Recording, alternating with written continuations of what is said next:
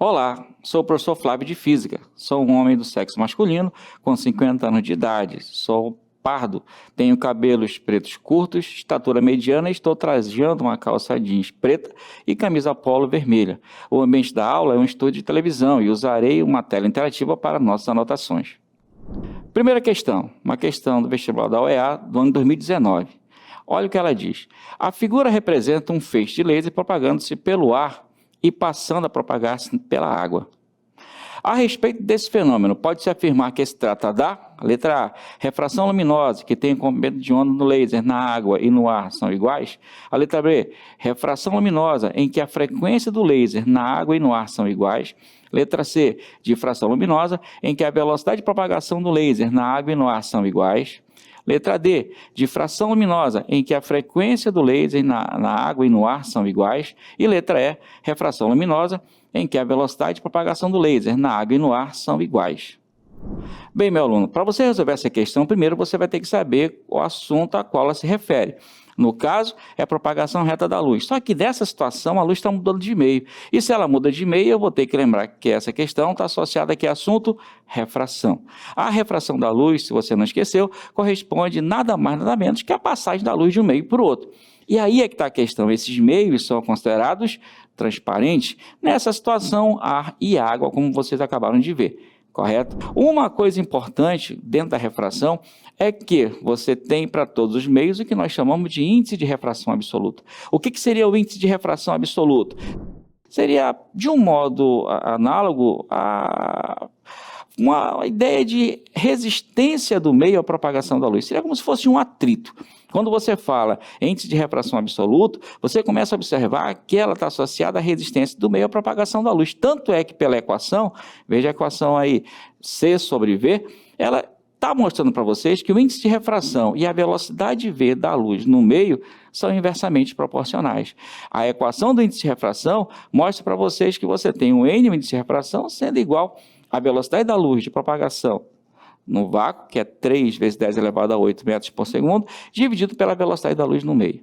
Pô, mas é só isso que eu tenho que lembrar, professor? Não, tem que lembrar das famosas leis da refração. São duas. A primeira lei, ela diz que, quando você fala da refração dos raios de luz, você deve lembrar que sempre vão existir raios incidentes e refratados, correto? Bem como uma reta normal. E um detalhe interessante, essas retas que representam a reta normal, lembra que a reta normal tem que formar 90 graus com a superfície de separação entre os meios, correto isso? Esse raio incidente e o raio refratado devem ser raios que estão localizados no mesmo plano. Resultado, eles devem ser raios coplanares. Isso é uma coisa importante a se lembrar. Outra coisa é a segunda lei. A segunda lei trata da lei de Snell-Descartes.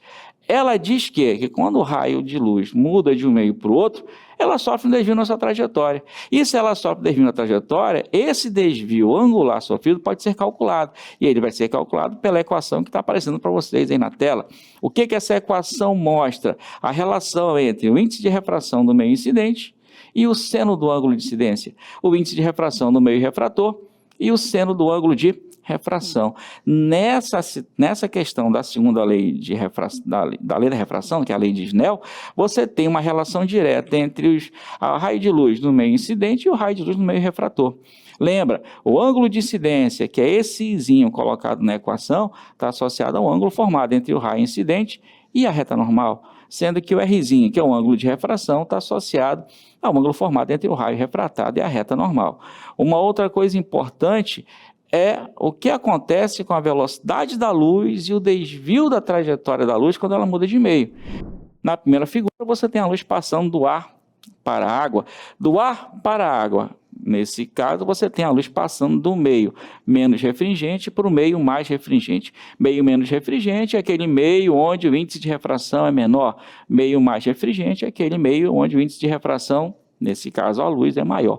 Nessa situação, você tem o raio se propagando no ar, passando para a água, e veja na figura que você tem o ângulo de incidência formado entre a reta normal e o raio incidente, e o ângulo de refração formado entre a reta normal e o raio refratado. E veja que a luz sofreu um desvio na trajetória, e o desvio que ela sofreu fez com que ela se aproximasse da reta normal. Nessa configuração, na passagem de meio do ar para a água, você observou que como o raio de luz se aproximou da reta normal, a velocidade da luz nesse outro meio, em relação ao meio anterior, sofreu um aumento ou uma redução? Uma redução. A velocidade da luz reduziu nessa passagem da luz do meio menos refringente para o meio mais refringente. Agora, se você pegar o contrário, pega na segunda figura, o raio de luz passando da água para o ar, do meio mais para o meio menos refringente. O que acontece? Você tem ainda nessa figura um ângulo de incidência, formado entre o raio incidente e a reta normal. Você tem um ângulo de refração, formado entre o raio refratado e a reta normal. Nessa configuração, ao passar da água para o ar, ele sofreu também um desvio. Nesse desvio, ele sofreu um afastamento em relação ao normal. Nesse afastamento, o ângulo de refração ficou maior que o ângulo de incidência, e você diz que nessa condição, em relação ao meio anterior, a velocidade da luz sofreu um determinado aumento. Uma coisa importante, que tanto faz a luz passar do meio mais refringente para o meio menos refringente, ou do menos para o mais, a frequência da onda que você tem antes e a frequência da onda que você tem depois são exatamente as mesmas. Por quê? Porque a frequência de uma onda só depende do aparelho que a criou. Não depende, nessa situação, do meio onde ela está se propagando, correto? Mas é só isso que eu vou ter que lembrar? Não. Também tem que lembrar que nessa questão da refração existe o famoso ângulo limite e reflexão total. Reflexão total está associada a quê? Ao fato de que a luz está atingindo a superfície de um meio e sendo completamente refletida nele.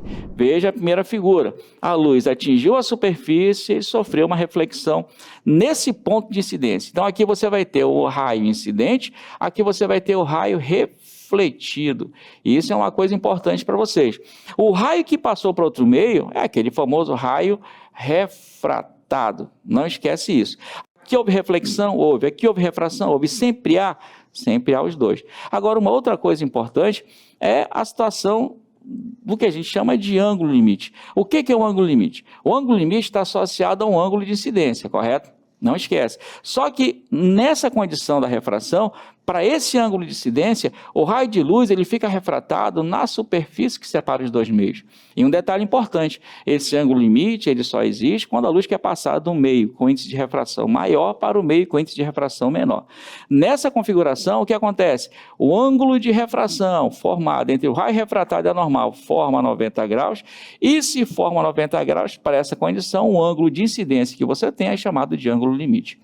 Como eu falei, a reflexão total ela vai ocorrer para determinados valores do ângulo de incidência. E nessa configuração, nessa reflexão total, o seu ângulo de incidência acaba sendo maior que o famoso ângulo limite entre as duas superfícies. Lembrem, o ângulo limite sempre vai ser um ângulo a partir do qual você tem nessa configuração de refração equivalente a 90 graus. Não esquece isso. Tá certo? Nós temos uma equação para o ângulo limite. Essa equação para o ângulo limite está associada a quê? A relação entre os índices de refração.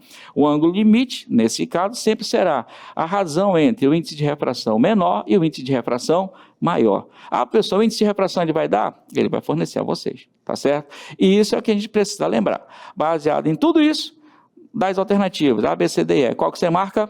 Letra B. É um exemplo de refração? É. E nesse caso, na refração, a frequência da luz não muda. Ela é a mesma em todos os meios. Vamos na nossa segunda questão, uma questão da UEA do ano de 2020. Um estudante preenche o recipiente de fundo grosso, feito de material transparente, com índice de refração igual a 1,45, com água pura. Em seguida, projeta um feixe de luz sobre a superfície da água, o qual atravessa o líquido e atinge a interface água e o fundo do recipiente, como mostra a figura, em que I é o ângulo de incidência e R é o ângulo de refração. Veja a figura. O estudante também tem em mãos um gráfico reproduzido a seguir que descreve como o índice de refração da água varia quando se lhe adiciona açúcar. Está vendo a figura? O gráfico está mostrando para vocês uma relação entre o índice de refração e a concentração de açúcar na água, certo? Para que o feixe de luz com o mesmo ângulo de incidência refrate no fundo do recipiente sem sofrer desvio na sua trajetória original, o estudante deve adicionar açúcar à água até que atinja a concentração de letra A, 20%, letra B, 40%, letra C, 10%, letra D, 80%, letra E, 60%? Vamos à resolução da questão. Primeiro, o que você vai ter que lembrar? Ora, é uma questão de refração da luz. Para isso, você vai ter que usar, basicamente, a lei de Snell para resolver. Só que tem um detalhe, ele não quer que haja desvio na trajetória. Se ele não quer que haja desvio na trajetória, os ângulos de incidência e refração deverão ser iguais. Então, lá na lei de Snell, não esquece, NI seno I, NR seno R, você vai observar que os ângulos de incidência e refração deverão ser os mesmos. Só que se o ângulo for o mesmo, automaticamente você vai ter o mesmo índice de refração. Resultado, se eu quero que a luz passe entre dois meios sem sofrer desvio algum, obrigatoriamente os dois meios que eu estou considerando deverão ter o mesmo índice de refração. E aí é que está a questão, se isso é verdade, qual o índice de refração do material do qual o vidro é feito? 1,45. E qual o índice de refração da água com açúcar? 1,45. E se isso é verdade, procure na tabela. Por índice de refração, 1,45. Qual deve ser a concentração de água e açúcar que nós teremos? Nesse caso, observando aí para nós o gráfico, 60%. Baseado nisso, das alternativas, qual que eu marcaria? Letra E. Vamos à nossa terceira questão.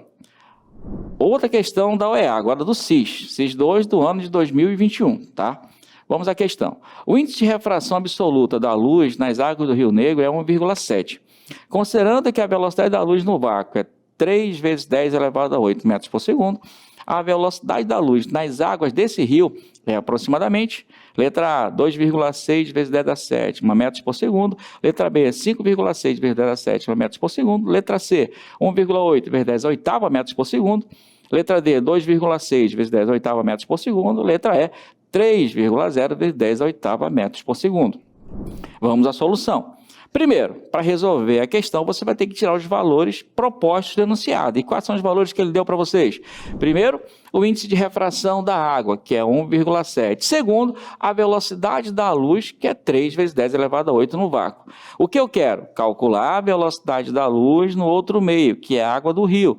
Para isso, eu sou obrigado a lembrar que, como eu tenho o índice de refração da água, eu sou obrigado a usar a equação do índice de refração, que nesse caso C sobre V. Lembra que N é o índice de refração, C é a velocidade da luz no ar ou no vácuo e V é a velocidade da luz no outro meio. Eu quero calcular essa velocidade de V, então você isola na equação. Isolando na equação, o que você obtém? A velocidade da luz nas águas do rio é igual a C sobre N. Substituindo os valores, o que eu tenho? Velocidade da luz na hora no vácuo, 3 vezes 10 a 8. Índice de refração da água, 1,7. Fazendo a conta, qual é o valor que você obtém? 1,76 vezes 10 elevado a 8. Claro que você vai ter que arredondar esse valor. Arredondando, qual é o valor que nós obtivemos? 1,8. Resposta, letra C. Bem, na aula de hoje, vimos um assunto muito importante para a prova, que é a refração da luz, correto? Eu espero que vocês tenham compreendido. Esse assunto sempre aparece em vestibulares da UEA, como vocês podem ver, tá certo? Bem, essa é a nossa aula de hoje. Siga o Preveste UEA em todas as redes sociais.